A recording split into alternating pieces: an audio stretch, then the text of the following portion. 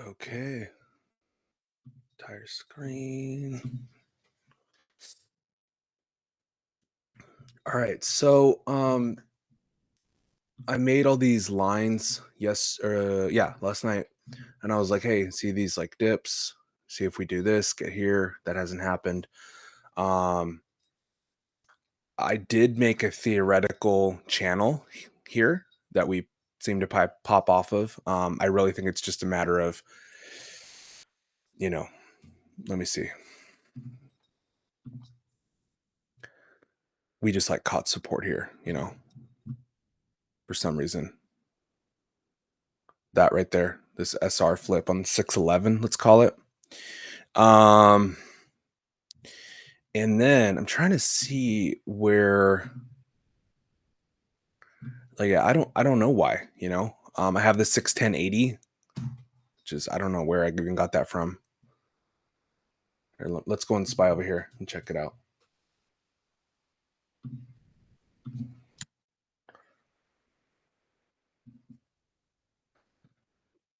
Six 1080.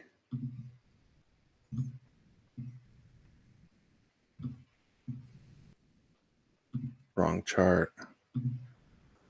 I'm gonna clean this up today.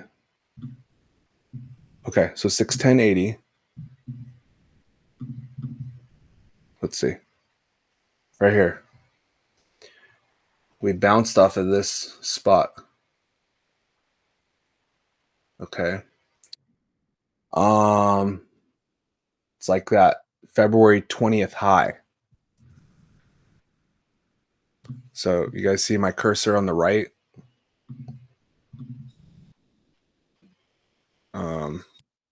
Anyway. So let's see kind of 3 minute doesn't matter. Doesn't matter. What matters is, so this white line I drew, right? I said, hey, we're bouncing here on the bigger time frame. We got under. Okay, so let me go to extended hours to show this a little bit. I'm just going to get rid of them right now. Okay, they're gone. All right. So, see, that's not really helpful. You could say this.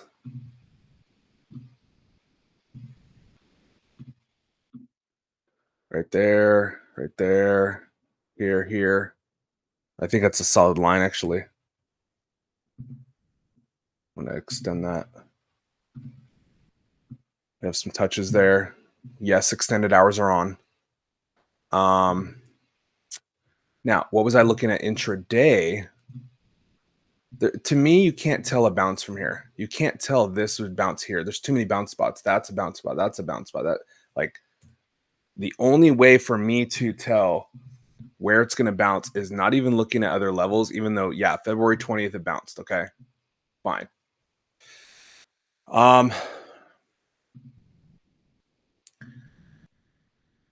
Oh, now it's doing the extended thing. So you make this. This is way after though. This is after we're falling. Like, where's the bounce? All right, you're getting these touches. How do you know to do that? Because you go like this. Here, the yellow line wouldn't be there, right? This, you want it to come there, it didn't. That's fine. You're still making this diamondback pattern. Even though that's out, let's call it their candle body. Okay. So here's something for the people listening to this, either live or later. These break when the touches get closer together. Okay. They do not break usually when the touches are further apart. Obviously, they started to kind of get closer, right? It coils. So this is like not where you would be in puts, unless you're just writing them down, right, in an established position. Let's try to see volume. You really didn't get that. Okay, this is what's really bearish. We got this sell-off here. These, let's call them 3 black soldiers. And then this this bear flag thing. All right, let's make this purple. I drew this in real time when it was happening. And I said, technically we're in a bear flag. This volume though was huge, so it's really tough to get in. You would need to be under and lose it. Like this was your entry right here, because you got under and you rejected this wick right there. See how that wick 613 to 26? Okay, and you're looking. Look at 613.26 right there. It's right about this pre-market level. Not a ton of support. We got over it obviously here, and then you're just writing it down, and then it is coiling. It is tapering down. Okay. If you don't draw this perfectly, like in real time, you're like, okay, we're here, right? The stuff on the left hasn't happened yet. Now, you are looking for, hey, this is coiling, right? We're going to break out. We didn't break out. We didn't get above this or this. You need to get above these points. Even if you got here, that's still weak, okay? So when I was drawing this, see the points on that? It has to clear those points with a retest. So it has to do this, has to retest right here, right? Oh my gosh. Clear these points. Now you have levels. It's probably easier if I draw the horizontal levels. All right, so you're like, this is a level.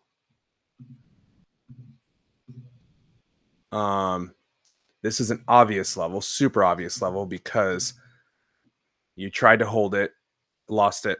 So it's like I'm not long unless we're over that level, period. And then if you get VWAP, you know, people call it VWAP. VWAP.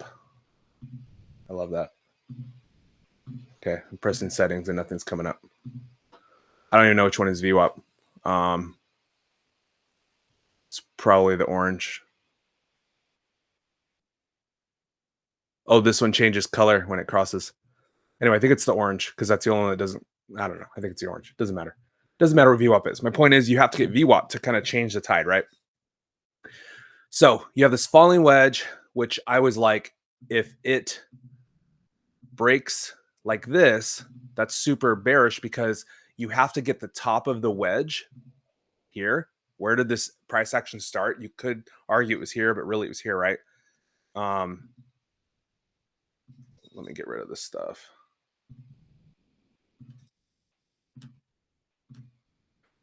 So before this even started, though, you have this price action that fell. Okay. So you want to get like, right, obviously, whatever that happened there. And then you get this big move down. Okay. The reason why I got in short is because see how it says 1042? This is a 1045. That's 48. So this right here was rejecting the 90 MA. It's easier to see on Webull. Under this. Okay.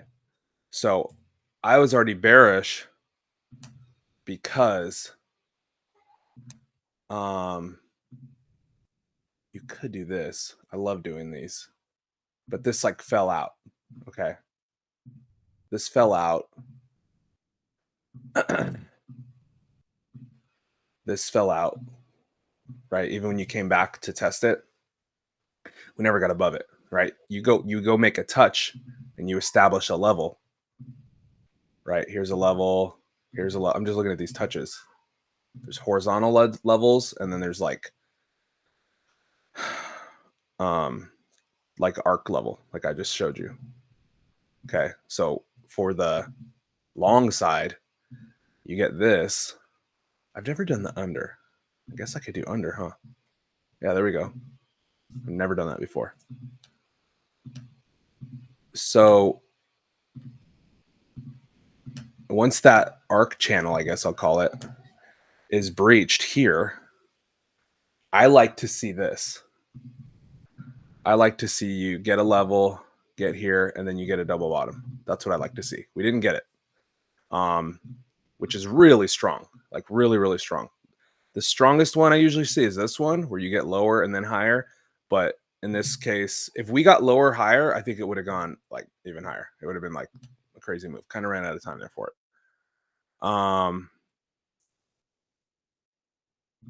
Anyway, so that was SPY.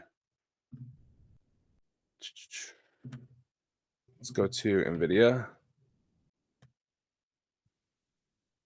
We're at all-time highs. I do not trade stocks at all-time highs unless it's like a lotto. I'll be like, hey, I'm getting 2 contracts, whatever. So now, why would you trade NVIDIA here? I think because you get this falling wedge, and you're in a 0-day, and you want to get pre-market high there, get above this pre-market level, which was twice, right? Look here and here. I just said earlier, maybe 45 seconds ago, if you get lower, you're going to get higher. Okay. This is kind of a rounding W. Let's see if I can draw it. See how that's a W? If you get lower, you get higher. I don't like doing the W's like this. I do them, but if I do, if I get it, I'm out right there. Absolutely. There's no way I would be like, I'm in runners if it drops. Well, no. I'm shocked this didn't go here or lower. But stocks behave differently at all-time highs. They just sometimes act weird. Now, moving forward on NVIDIA, you have another bull flag right here. Okay. And then you have kind of that arc I was telling you earlier, right, where you lose momentum. Let's try to draw a straight line under it. Right, you're getting these touches, boom, and then you're getting this double bottom there. Super ugly orange right there. See this zone with pre-market low. It really just went to that pre-market low if I held that on there still. So definitely playable price action on NVIDIA today, as chips were getting weak across the board. Now, NVIDIA did this double bottom here, right? 155.50. Let's look at AMD. Way under. Did not even double bottom. Okay, so that would have been the double bottom with pre-market low. You didn't get it. We got calls here. I got calls there. I think. Oh, that's when I was looking at calls, but we actually got in a little higher. Yeah, that's when I was looking at it, and I was like, oh shoot, I want to get in right here because see this inverse head and shoulders right here. This is the inverse head and shoulders right there. You have the head, shoulders. Okay. And then I was like, oh shoot, if we get above with like strong volume, look at this rising volume on 3-minute. Rising volume push. I was like, dude, the next candle almost didn't even touch. We went from 45 to like 47, 150, 60%, just depending on where you got it. Now, this first level I was watching, right? This is a breakout level. SR flipped here. Look, it got under it here, went lower than pre-market low, tried to get above, even lower, and then here. If we still had more time, it would have gotten even lower. AMD got really weak. So that was that.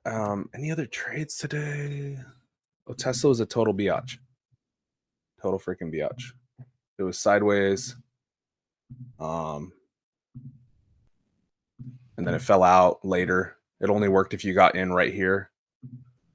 Look at this. That's a fake out. That's a fake out. It only worked if you got in the third fake out, really. And then, like, how did it react right here? Went lower. Huge volume. Look at that. Lowest part of the day was that huge volume. So, anyway, hold on just one second.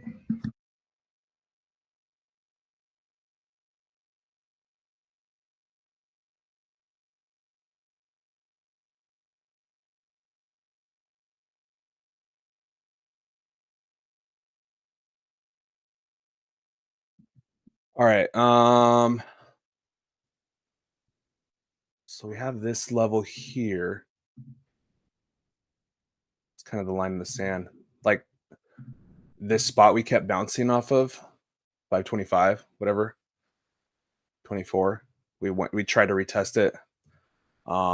It really seems like the floor is going to drop out of this one next week.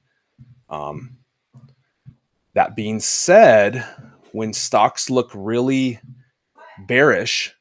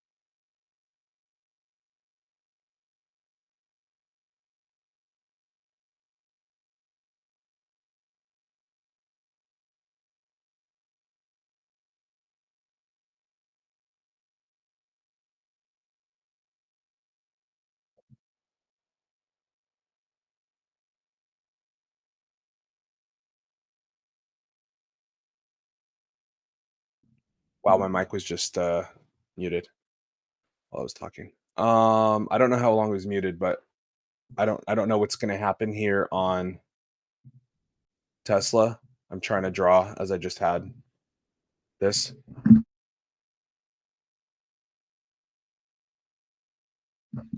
Looks like a kind of a bull flag, but let's zoom out. You're not getting that continuation. And you're within this structure. Like, look at this. From here to here, we chop up, chop down, but it's a big chop. It's $100 range. So there is something to be said there. But as we look now, we're right in the middle of it. See how we're right in the middle of it? So it's like, okay, you can come down to here, but you could go up to there. So probably better opportunity elsewhere. I'm gonna get rid of those drawings. I think that's it for now. So cool, guys. It's kind of it for today, I think. The biggest thing was SPY. The most fun. The most fun was SPY. That's still rising. Let me see. Like that. And then maybe like this. I don't know. You don't have touches there though.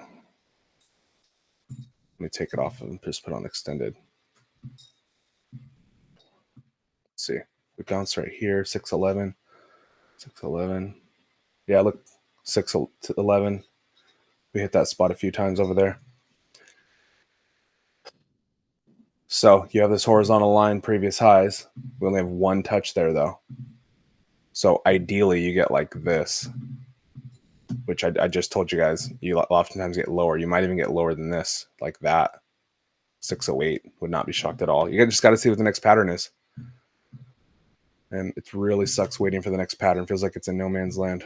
So this is with extended hours off. I don't know. There's only two touches there. I would just put it here. Yeah, get some more touches.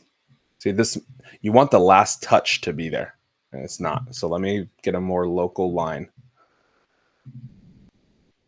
I think hate when it's not perfect. I think you do something like that, and maybe that's why we ended today there. Do you do this? Do you do that? Perk up and get down and get higher and then lower. Just don't know. So that's why a lot of times, like, even though it's a 65-minute, I'm just like, let's look intraday at what's going on. Like, it's easy to be like, oh, this is some sort of pattern there. Macro charts do matter, but a falling wedge is a falling wedge is a falling wedge, you know. And this one got right there, a little bit under. Like imagine you're like, okay, so we have a level here. So my stop loss is 611.23.